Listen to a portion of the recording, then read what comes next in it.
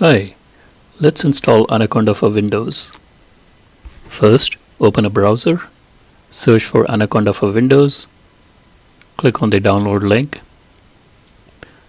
This should open a page to prompt you to download. Click on the skip registration step, click on this download button, and it will start your download. Let's come back when the download completes. Okay, the download has completed. Let's click on the installer. This will open the setup window. Click next. Agree to the license agreement. Install it for everyone, or you could just install it for yourself. Click next. Accept this prompt.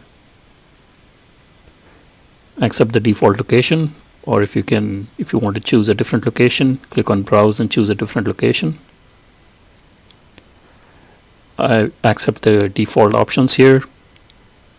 In my case, I don't have Python installed on this PC, so this should also install Python. Click next. Okay, that took a while to install. Once it completes, click next. Click next, and that's it. The installation is completed. And now, if you hit the start button and type Anaconda, choose the Anaconda prompt, type Python. This confirms that Python 3.12.7 has been installed. Type exit, type conda environment list,